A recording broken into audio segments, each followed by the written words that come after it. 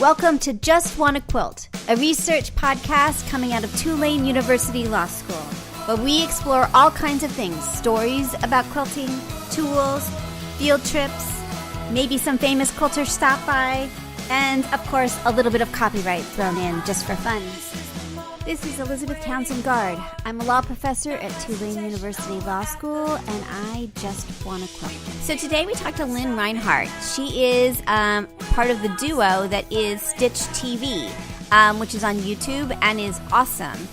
She also is a quilt appraiser, so she talks to us about both of those things. I hope you enjoy it. Okay, can you say hello for me real quick?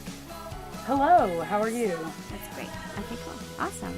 All right, so we're recording these and we're also donating to the Quilt Alliance. So the first thing we need to do is tell me I know who you are, but tell me your name and where you're calling from. I am Lynn Rinehart, and I'm calling from Woodstock, Georgia.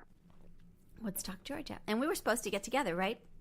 We were, but I was in a 2-day class when you were in town, and it was the 2 days you were in town. So totally. And we misjudged how long it takes to get around Atlanta. So all day long we were running late by like hours because you guys are insane. What's that about? Like, your traffic is craziness. I just have to say. It's totally crazy. And if you're a local, you just kind of learn when to not go places. Oh my gosh. People be like, oh yeah, it's going to take you about 45 minutes to get there. I'm like, we haven't planned for that. And you're like, but it's only 10 miles away. Exactly. It was terrible. So I apologize. It was a double snafu on your schedule and ours. And as I said, we were making Lynn. We were making Tara. You're Lynn. We were making Tara totally crazy that day because it was like she was trying to keep us on schedule, and we were just not. We were like, off the track every time. Well, it's hard to be on schedule with quilt people too, because we like to talk, we like to socialize and meet other people that are like us. That's right. I can see where that would slow us down. Totally. Well, welcome. Thank you so much for being willing to come on and chat. I really appreciate it. I'm glad I could. Well, we're going to start with the first question we ask everyone. It's our base question, which is, what's your first memory of someone sewing or quilting in your life? God, that's a great question. It's probably of sewing or quilting in my life. Honestly, I was not around quilters. My mother didn't quilt. I didn't know my grandmothers. They were gone before I was around. So quilting, my first introduction to quilting is the National Quilt Museum opening in Paducah, Kentucky. My aunt is kind of a collector of experiences. Mm-hmm. And so she would go around and like stay at all the bed and breakfasts in a state, or would go to all the national presidential museums or whatever. Yeah. So she had heard about this museum that was opening in Paducah, Kentucky, and she wanted to go. So I loved hanging out with my aunt. So she got her 3 sisters and some of my cousins and said, we're all going to this show and this opening of the museum. And it happened to be the first year the museum opened in 1991 in Paducah, and the AQS quilt show was going on at the same time. And I walked through that quilt show going, oh my God, you can do this with fabric. And just was, so my introduction to like what you can do with quilting was the AQS Paducah quilt show. That's amazing. Yeah. And you said you can do this with fabric. What did you mean by that? Because explain sort of, I know a little bit about you, but what's underlying that? Well, I think I was, you're kind of born with tendencies, and I'm a born artist in a lot of ways. Like, I was the kid who wanted all the crayons and would take each one out and look at all the colors. My aunt and uncle owned a paint store. I was fascinated by the paint chips. That's really and cool. The colors. And I guess I've always been tactile, and I'm the kind of person, and I know tons of quilters are like this, so it's not just me, but I'm the kind of person who can walk through Michael's or Hobby Lobby and go, tried it, did it, have it, can do this. And, all the different. Right, all the different things. You walk down those aisles and go, yeah, I've done cross stitching, I've done knitting, I've done crochet, I've done candle making, soap making, Yep. whatever the new craft was, Yep. toll painting, all that stuff. And because my mom didn't sew, like that was never a part of me. But when I got to college, there was some girls on my. I went through college on a speech scholarship, so I talk well, and That's really great. and so we would travel around to these different universities and compete in speaking events. And so they would cross stitch on the bus to get to all these. So we would spend hours together cross That's so stitching. cool. I love Yeah. it. So that was kind of my introduction into sewing, really. Um, and then I asked my dad after grad school, I wanted a sewing machine for Christmas. What did you And go to so grad school he in? found, What did you go to grad school in? I went to, I went to grad school in speech, in communication, public Amazing. speaking. Yeah. My master's degrees in interpersonal communication. I talk to people. You are a That's, professional talker. My husband and is a professional reader. He's got I a do. PhD in literature. So we call it, when my kid was little, we would say he's a professional reader. He went to school. He's a really, really good reader that we would explain to our very small child, because my husband has a PhD in English literature. So you have a PhD in communications and talking. So you have a master's degree. I don't have a PhD. You have a master's in talking. Yeah, I have a master's. Right, you are a master of talking. I talk, yeah. So it's kind of funny that this has all come full circle. I know. That was what I was thinking. That's so in funny, my life. Right? So I would, I guess and then my introduction into quilting really didn't come until I moved to Atlanta, and I decided that I wanted to learn how to quilt, and there was a quilt store in the area, and I've become friends with the owner. And which shop? And it's not shop? Andy. It was a different quilt. It was a different quilt shop. It's not open anymore. It was called Little Quilt, and Mary Ellen Van Holt owned it. Yeah. Along with two other ladies, and they actually wrote some of the first books in the 1980s that took quilts from a bed and said, "Hey, you can put quilts on the wall, and you can make little quilts, and you can put them on at table decoration." Right. So they're kind of one of the forerunners in the revival of quilting in the 1980s that really kind of said, this is neat, we should be doing this again, and helped to bring back quilting to the, world, because it fell out of favor after World War II. Women started entering the workplace, and we didn't have time to do some of these more domestic things that we were doing prior to the World War II, where we were mostly stay at home and all that kind of stuff. And then there was a big, revolt in feminism against domestic types of things. Yeah. And I think it's really neat that in the 80s, we saw kind of that generation go back to some of those things and pick those things up again, because I agree with, I was just reading a book the other day talking about how quilting is the really great American art form. And, we've developed piecing in a way that other nations and countries have not done. And it's an art form in the American society that the women of this country have really developed throughout our history. I mean, if you look back to the 1700s to today, and it's not something that we're getting tons of credit for. I think that the art world is starting to recognize it as an art form and not just a craft. And I think that that's real exciting about why we are living now and what we are looking at in those kinds of things. So anyway, that's where I started quilting. I went to this quilt store. I took a Saturday sampler block of the month program and learned how to sew one block, one Saturday a month, and just kept doing that until she was really good at teaching how do you put these blocks together, how do you break them down, and I did that for a few years and then got it, and now I want to design my own stuff. So that's really interesting. That's really cool. And so tell me how Stitch TV started. all my stuff starts kind of serendipitously. So First of all, tell us what, before you begin, in case people don't know, what is Stitch TV before you. Great. So Pam Cobb and myself have been friends, and we met at the Modern Quilt Guild in Atlanta, and which is where I met Andy Barney from Red Hen Stitch Shop. And I went to one of their meetings, and they were awesome. So when I was there was a meeting that weekend, and it was fantastic. It was really fun. I was like, maybe I should come every month because we don't have a Modern Quilt Guild in New Orleans. I'm like, how reasonable is it just to come in for that meeting every month? You know? Oh yeah, you should. It's totally. It's great fun. Yeah.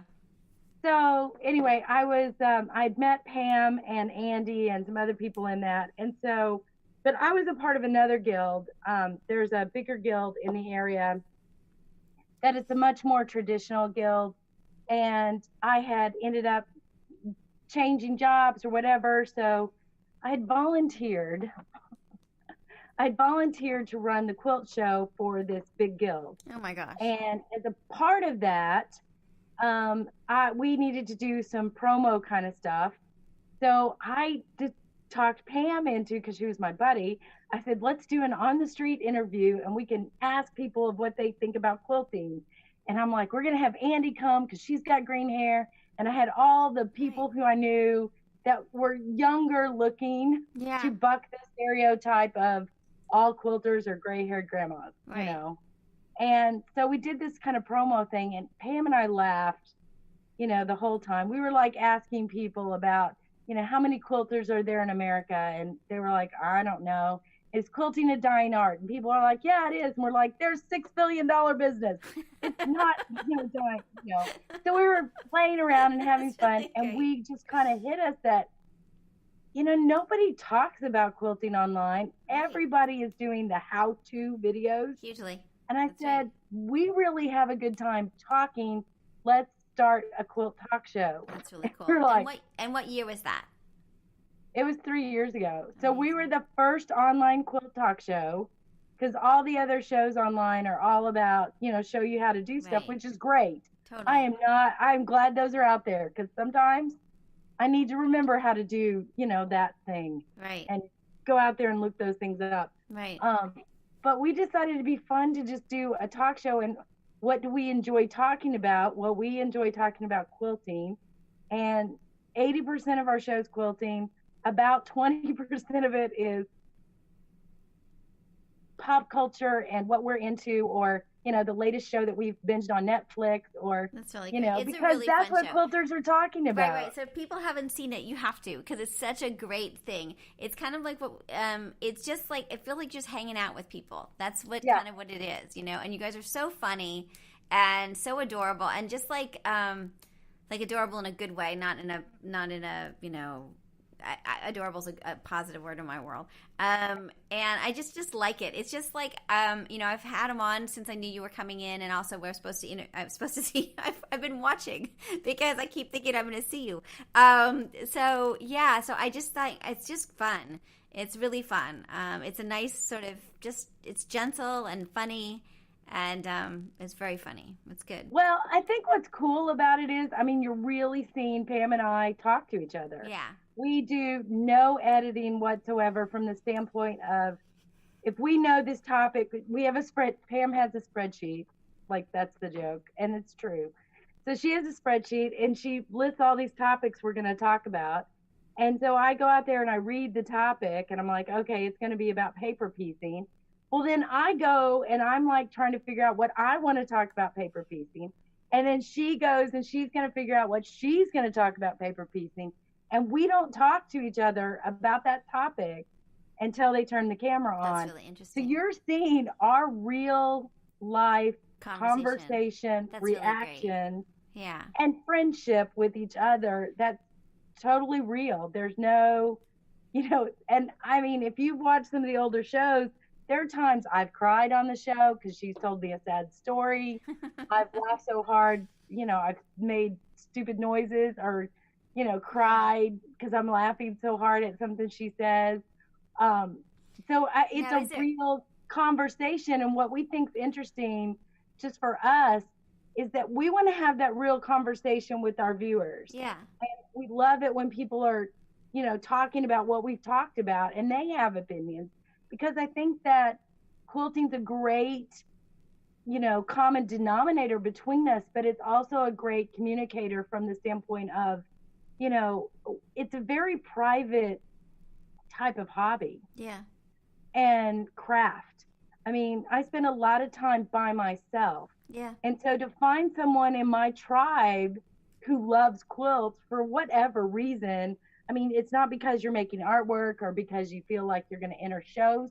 You may be just making quilts because, you have grandkids and you think they're great and want them to drag a quilt around. Yeah. So, I mean, we understand the whole gamut of this is interesting because we're these people that are obsessed with fabric and making sure 1/4 inch seams are really 1/4 inch, or and we run into the same problems y'all do. We just talk about it online. That's very cool. I think go ahead. Yeah, how has the response been to the show? Tell me what happened after you started posting the show 3 years ago. Oh, well, it took time for people to kind of find us, because honestly, we do no advertising. Our show it's word of mouth. It's like these kinds of things where people find us and then they share us with their friends, and it just kind of has snowballed a little bit, which has been in a great way. We didn't realize, you kind of see that you've got a lot of views on your videos, but you're so separated from it because it's not reality. But we did go to QuiltCon a couple years ago, and before we even walked through the door, we were at the bus stop waiting for the bus to take us to the venue. Yeah. And people recognized us, and we're like, oh, wow, this is real. Like, and we didn't know these people. That's really great. So it was really, but genuine and fun, and you're meeting us, and I think that that's what's fun about it, because people are like, you're exactly like you are on the show, and I'm like, well, yeah, because that's not your show personality. I do not have a show person. I got no game in the show personality. That's really funny. This is who Pam and I are, and so we're kind of experiencing that on a very small scale. Yeah. Now, do you care about your viewers? Do you worry about, like, in terms of not the numbers, just the numbers, not like the viewers themselves? So I'm curious about, like, the social media aspect, the sort of connecting with your viewers aspect, and do you care about growing? Like, are you kind of focused on that at all, or do you not worry about that? Well, we're focused in the standpoint of this is what we want to do. So we're creating a brand of, we're writing patterns. We're going to start releasing some teaching videos, that kind of stuff. Yeah. Which is what I'm currently working on.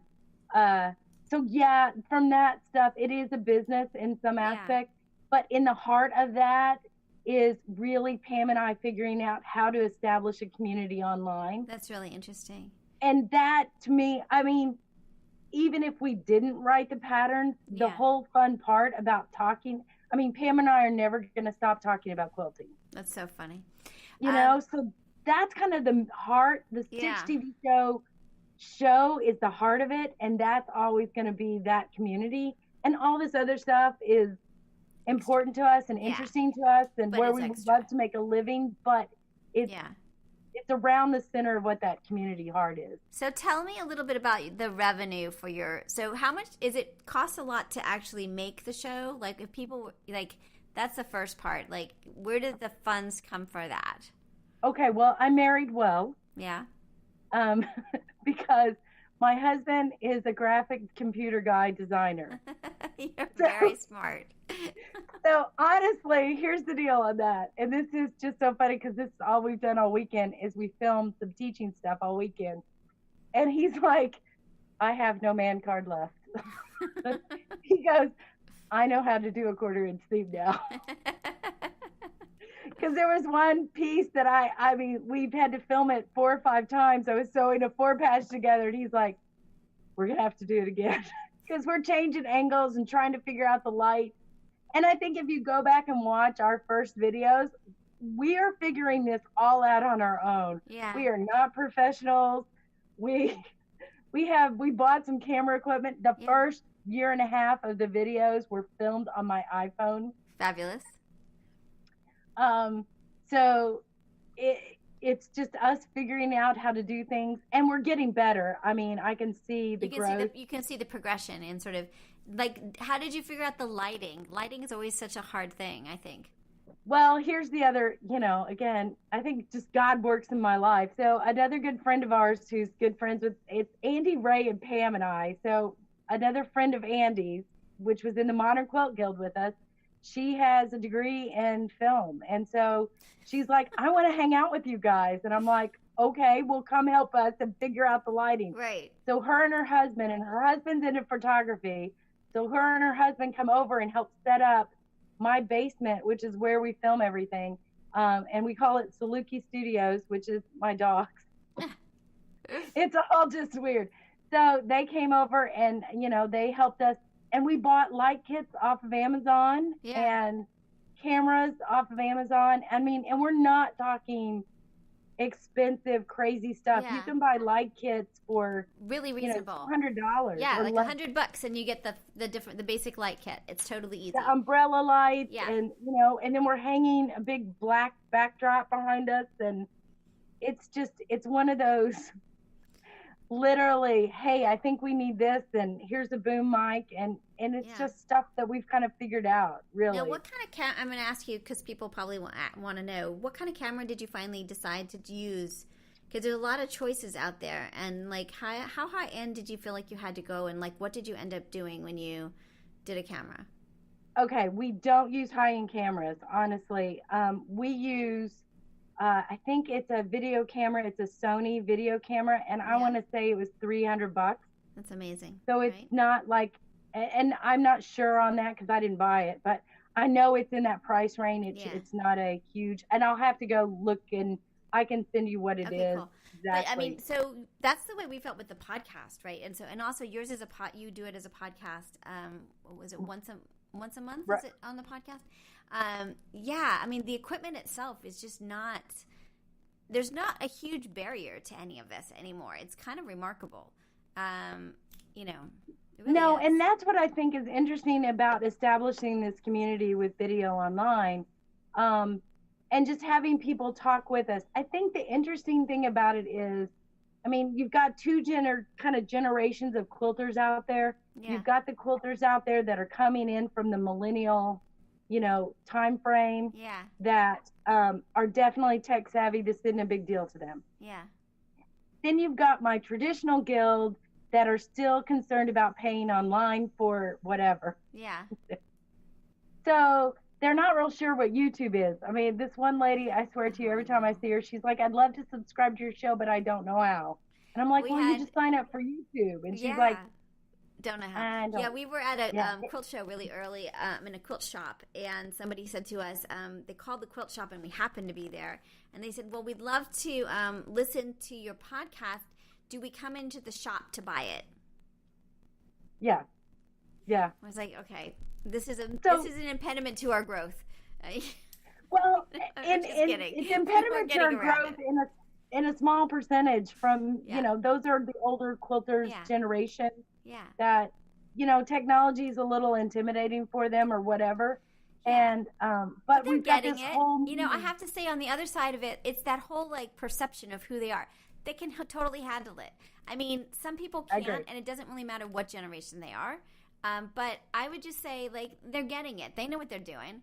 They just have to, just all of us, they just have to know where it is and how to do it. So I really feel like there's an empowerment to it. Everybody can, for our purposes and for yours, you can just, all you have to do is go to the website. You don't have to do anything else. If you really want to listen, just go to the website. It's super easy. And so, I feel like quilters get a bad rap, as you were talking about. They talk about when they say your grandmother's quilt, it's not your grandmother. It's your irrelevant person who is making things nobody cares about. That's what they mean by grandmother. Because when I see grandmothers, they're kick-ass, right? They do great stuff. It's incredible. They're artists.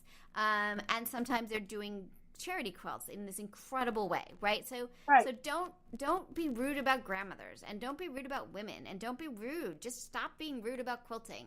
But I feel that way about the technology side too. That Well, and I we can agree, all do and I it. agree with you, wholeheartedly. Kind of the standpoint, because I mean, this is, and I totally agree with the statement that it is the great American art form. Yeah, This is where women have been investing their art and creativity for years. yeah, I mean, from political statements to political movements to, I mean, the temperance movement. There are quilts that are identified as that yeah, for any kind of war or battle. You can look back and there are blocks that were created in recognition, in remembrance, yeah, those kinds of things. And so I think we're never going to stop doing that. yeah. We're just now going to demand requests that we get Respect. credit for it. Right. Just a little bit of respect, right? Just like Yeah. recognize that like we're And really and good I at what we like do. that. I think that that's what's interesting about I mean, and I don't know that Pam or Tara told you this, but I'm a certified quilt appraiser. Oh, So interesting. I've actually gone through the Really? whole appraisal process and Interesting. been certified. So studied all of this kind of history of Wow. what quilts were, what they are, what they're going to Very be, that kind of interesting. thing. And I just like the idea of our creativity, our creations getting the respect and you know and what they deserve. And Yeah. I would want the makers out there to recognize that they are artists. Right. No, absolutely. So what made you decide to become an appraiser and how hard a process was that to go through? I don't have my degree, my master's. I only have a master's degree in communication, but I do feel like I have a PhD in quilting. I totally Simply get it. because it was a 4-year process, Wow. 4 or 5 year process. There is a written exam and an oral exam at the Wow. end of the process, which I'm telling you, feel like you defended your That's a doctorate. PhD. So where do It you is. go to get, is there like a school or like where did you go to get, are there more than one program? Sort of tell me a little bit more about that. No, there's only one program, and it's a certification program through American Quilt Society. I'm And looking it up. what that is they teach the classes at Paducah every year. And I'm pretty sure it's just the spring Paducah. I don't think it's the fall Paducah. But I Interesting. could be wrong about that because I haven't been through classes recently. Um, but you go and you take a series of classes, and then you need to find and people in your area that are certified and do an apprenticeship with them. And you have to start appraising quilts. And then after you've done that for so long, you submit your appraisals to the organization, and then they approve or disapprove, allow you to take the test. So you Whoa. go in for the final test. And how Um, are you? I'm looking at their thing, the appraiser program information. How interesting. yeah. There's only about 100 of us that are certified in the country. Really? It's not an easy, process to go through. But if you are interested in history, man, it's a great class to go through just from a historical perspective, because you're looking at, you know, fabrics, the development of fabrics kind of through the industry, the development of blocks. You see how, you know, applique changed, Yeah. how, and it I don't know. I love history, so it just made sense to me to Oh do my it. gosh, this looks so interesting. How expensive is it to go through this project? So let me ask you a couple questions. First, how expensive is it to do this? Expense as in taking the classes is not horribly expensive. I mean, I think by the time you're done, you'll probably spend $500 or $600 taking the Oh, classes. that's not And bad. I took some of the classes a few times. Like I went back to Paducah and took the classes, I think 3 times. Only because there's so much, and because of the way the class is formed, you get different information every time. Yeah. So it was very helpful. Um, so investment in taking the classes and traveling to Paducah and all that kind of stuff, that's where your investment is. And then also there's the whole, getting your name out there, going to guilds, saying, can I appraise quilts, and trying to get people to trust you to do appraisal before you're certified. I was blessed. I was a part of a guild and they supported me through the process. So I was really able to get a number of quilts appraised before I was certified, just for practice, although they were real appraisals, but for practice kind of thing, to kind of prove to the organization I was doing the work. That's really Because interesting. honestly, it's one of those things that, and I hate this too, but you just have to do it to really kind of get what it is too. Yeah, You know that's what I really mean? interesting. You have to see quilts. And Because then how much? there is no.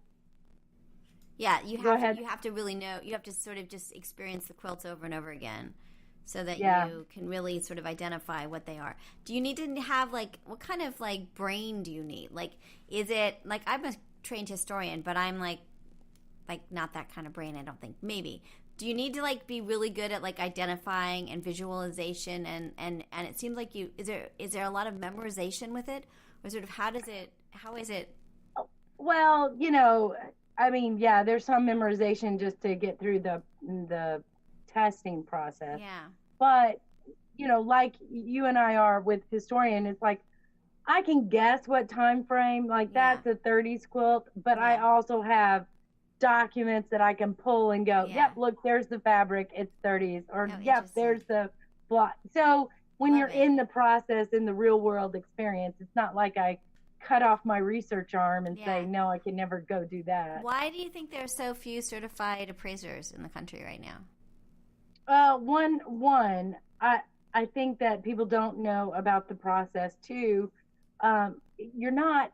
It's not like this is my living. I Yeah. can't make a living doing just appraisals. I don't get enough jobs to do that. I don't think that the population understands what we value either. And we can look to a lot of stuff. I mean, if you look at just our culture in general, and hopefully this is changing, and I think the tide is turning a little bit, but you see all these articles about we're a throwaway society, we don't honor the past as much. Yeah. But what I hope helps change that is we do have a new culture that, or generation that's coming up, that I think is honoring the maker mentality. Yeah.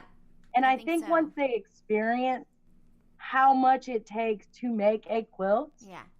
and not just expense wise, like you and I know that I can spend $500 on fabric to make one quilt. Yeah. No worries. I mean, that's easy.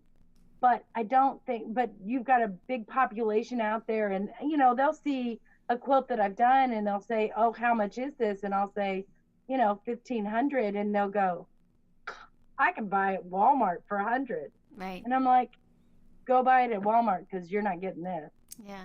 And it's just that mentality of, well, I can get this cheaper and it's $100 at. Right. My husband has refused to allow me to go look at quilts at certain places anymore. He's Really? like, just don't look. It makes you mad every time. Don't look. That's very funny. Now, how much does it cost to have an appraisal done on a quilt? Well, each appraiser is different, and they set their own prices. I charge $50 to appraise a quilt, and I won't appraise a quilt that I cannot value for $250 or more. So if it's an older antique vintage quilt and it's got holes all over it, Yeah. and I know that there's no way it's worth $100, I won't appraise it. And that tells them, by you not appraising it, gives them the appraisal because you're saying it's under $250. Yeah. And the thing is, I just don't think it's ethically responsible for me to say, give me $50. Oh, it's not worth $100. Thanks for playing. Yeah. How long does it take for you to appraise a quilt at $50? How much is it? How much time is that for you? Like, is it easy sometimes, or does it take more time, or sort of what's the, you know what I'm saying? Say it again. You cut out. Yeah. How long does it take you to appraise a quilt? Like, how much work is it?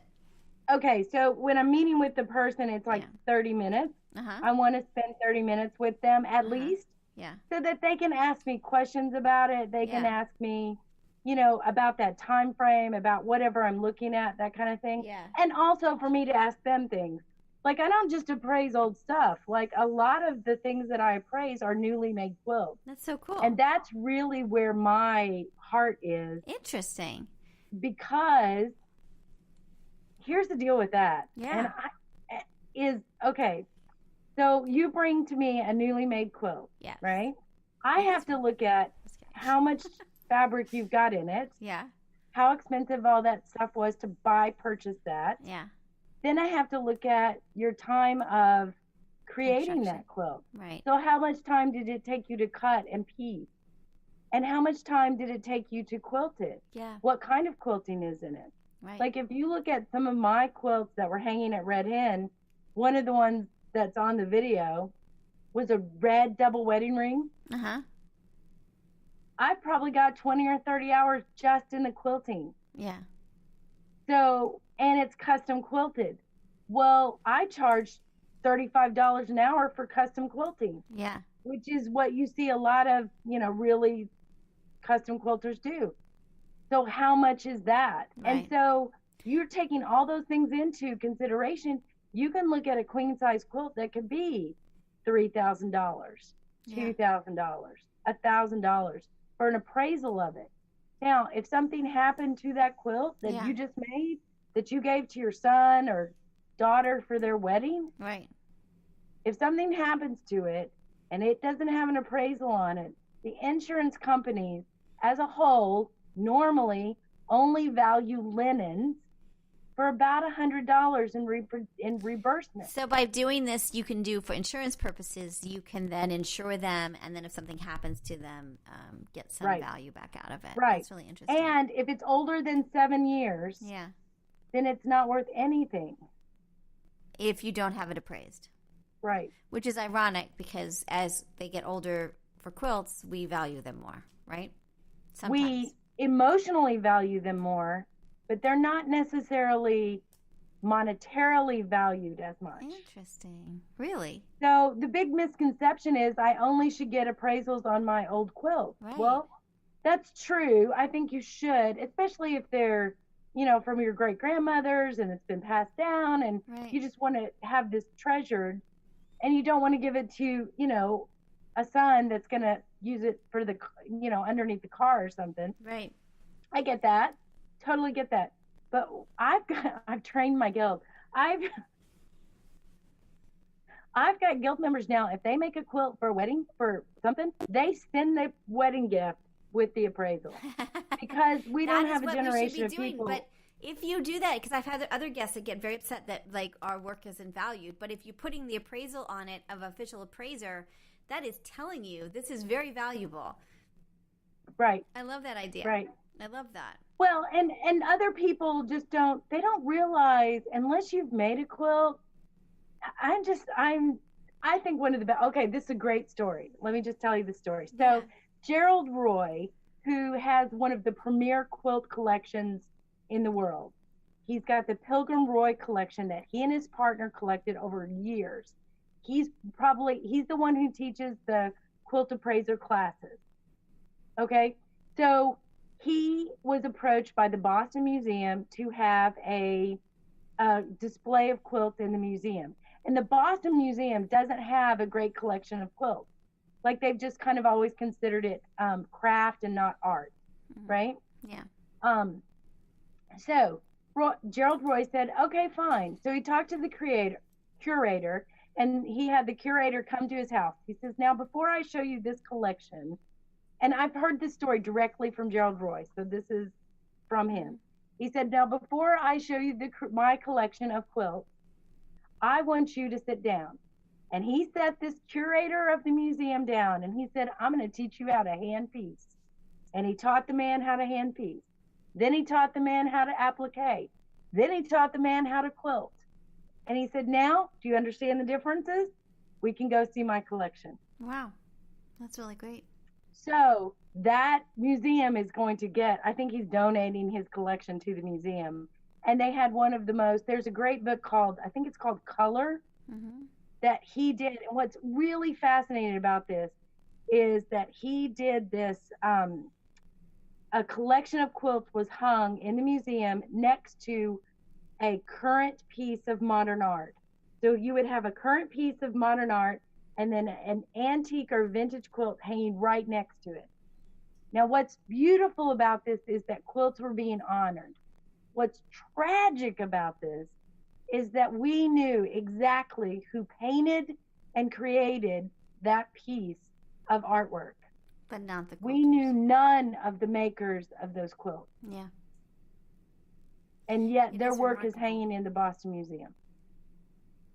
It is remarkable, isn't it? So getting your quilt appraised gives you that hope that that information will live with the quilt. That's really important. That's really amazing.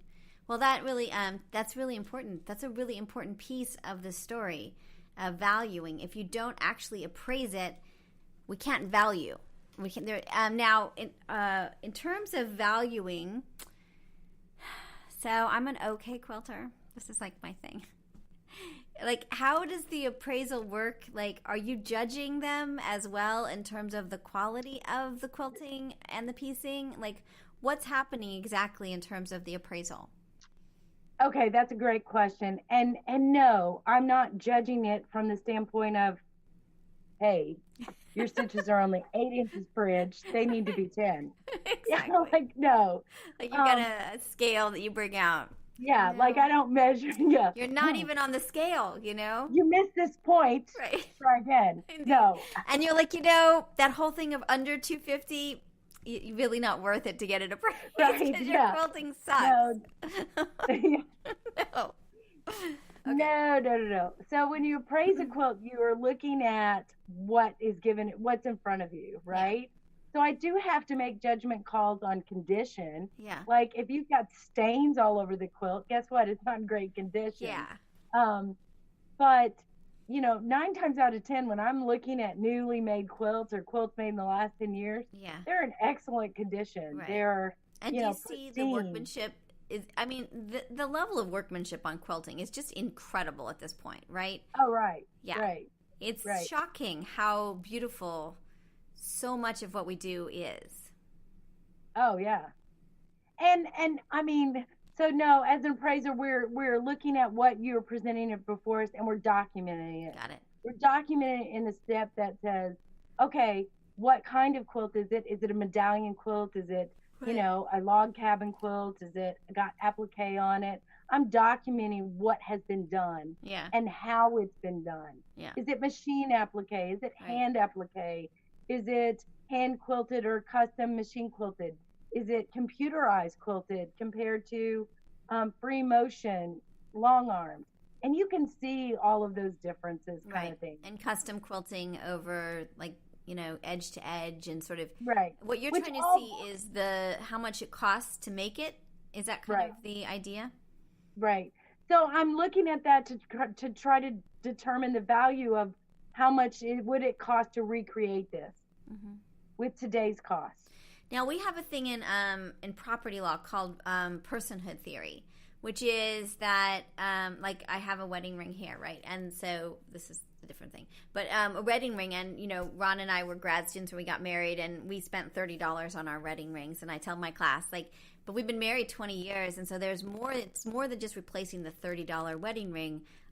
It has meaning there, right? There's a meaning there. How do you account for the personhood aspect of somebody making a quilt for you when likely you can't have that person replace that? Does that get factored into the appraisal at all, or is that just too impossible to... That's always a problem with property, right? Is basically it's a property appraisal, and so how do you factor that part in? It's unfortunately the same thing, and you have to look at it and go, I know emotionally this is priceless to you, but I have to look at, if I'm looking at an antique or a vintage quilt, I'm looking at like a real estate from the standpoint. I have to look at comps. What is this kind of quilt on the secondary market selling for? So personhood's not now. What about famousness? Now, if someone's super famous, like if you get like a Tula Pink quilt as opposed to my quilt, like is the level of fame of the person involved in the appraisal at all? Not unless it's got some major awards on it. Interesting. Like that quilt has won Houston. That quilt has won Paducah. Right. Which if it's won Paducah, I don't get to see it because the museum buys those. Interesting. So unless it's got major type of awards, really no. The other thing that people ask, and those are good questions, because the other thing that people ask are, if it were owned by, Yeah. there are Right. some quilts that are going to be worth more because Yeah. there was a friend of mine that lived in the Augusta, Georgia area, and they went and one year got signed blocks by all the PGA golfers. Ah, nice. Well, now that quilt has more value because Right. of the people who have signed it, right? So you've got two kind of collectors that will look at that. Right. Like I did a quilt of Roman Yossi, who's a hockey player. That quilt had more value because Roman Yossi, the hockey player, signed it. Yeah. Well, now it becomes, a different level. It's a sports collector memorabilia Right. thing. So, and it's one of a kind Right. because there's not another quilt of Roman Yossi. Yeah. So those kinds of things can add to it. Yeah. We unfortunately don't have that. There are very few in our quilt world that I think you could say their work sells for this. Yeah. I mean, I think you can look at Carol, I'm going to always say her name wrong, Carol Fowler Bryant Gentry. Uh-huh. I think that's her name. I get her middle part turned around sometimes. But her quilts, sell for thousands of dollars because of her artistry and because she's a known, recognized artist, and they're hanging in collections, and those kinds of things get there. Interesting. So but do they get a certificate that's like a fancy certificate when they what does it look? What does appraisal? What does appraisal? Look like? Well, each appraiser does it differently, but there's pretty much a standard kind of questionnaire that a form that they get filled out saying this is what it is, this is who made it, this is what we know about it, this is all the different aspects from the binding to the backing to the colors to the type of quilting to the pattern, a description of what the quilt looks like. Then I'll look at condition of the quilt, of the quilting, that kind of stuff. And then it's sealed. It's got a seal on it. Oh, that's cool. I attach pictures on mine. Not everybody does. But I attach 3 pictures on every time I do an appraisal of the front of the quilt, of a close-up of one of the blocks, and then of the corner so that I can see the binding, just to give the insurance, company or whatever. This is what this looks like. Yeah, right. Interesting. Well, this is so insanely awesome. Okay, I have one more question for you. We're running out of time, but okay. So we went to MODA, which is the Museum of Design Atlanta. We saw the show there. I don't know if you've seen it yet. It is incredible. It's the art and craft of activism, and it's incredible. And it's on through September, and it was just very. The work was incredible. It was very moving. There was one quilt there that they had taken a old quilt, a Dresden plate quilt, and they had dyed it black, and then they had put stuff on, skeletons and stuff. So I'm curious what your thoughts are about taking old quilts, and then there's another artist who takes quilts and then puts the it's a treaty, a Native American treaty, and she puts the lettering over it, so it's a quilt. But then it's got lettering and then it's really hard to read, and it kind of and it's on front side of the quilt and the back side of the quilt. So by the time you get to the back side of the quilt, some of the letters are very, it's almost like it's fragmented, and it's kind of sort of, that's the point, right? That the treaties, the Native American treaties with the U.S. government haven't been the most successful treaties we've had, and so it's that breakdown. So they're taking quilts that have been that are existing, and they're doing artwork with them. And I'm curious what your thoughts are about that. Cool I think that's wonderful. Yeah, cool. I honestly, quilts have life, and if you look in the 1930s, right? So how we created quilts in the 1930s is they would go and they would buy feed sacks, flour sacks, sugar sacks, and the fabric that was used for those things, flour, sugar, right? Yeah. That material was then taken and it was made into a dress because we were in the Depression. So they made it into a dress, and then the child outgrew the dress. So the dress was changed into an apron. So then that fabric went from a feed sack, from a dress to an apron, And oh, wait, now the apron's worn out and it's got a spot on it. So I'm going to cut it up and now it becomes part of my quilt. So what I think we're doing is we're just recycling everything. We've been doing this for years. That's okay. And I think and some of the quilts outlive their their love through. Right. I've got a quilt that I had when I was a kid that has got a hole in it this big, right? So what do I do with that? I don't want to get rid of it. It was my quilt. I can cut it up and make it into a teddy bear and give to my niece. I can cut it up and I frame a piece of that I can give to all of my cousins so that they would have a quilt that was made by their great grandmother. Yeah. But it's just a piece of it. I think if we find a way to cherish or recognize or use that material in other ways, that's awesome. And that's very cool. I love it. I love that that's what we're still doing. Well, I love this. This has been such a great hour. This is so cool. Do you need to review this before it gets posted, or are you cool with it?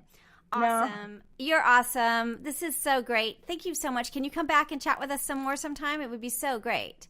Absolutely. Absolutely. And I heard that we're going to hook up in Houston. Yeah, good. This is really good. And I love your patterns. So that's a shout out. Your patterns were really, it was Pam's pattern, but it's great. So the Stitch TV patterns are awesome. So if somebody's out there, go look for them because they're fun. And the front of this says nope. And then the back says I cannot, which is so great. Yep. I love That's like, I just can't handle it. I cannot. That's right. I cannot. You're awesome. Thank you so much for coming. I really appreciate it. Well, thanks for having me. All right. Take care. Bye. Bye.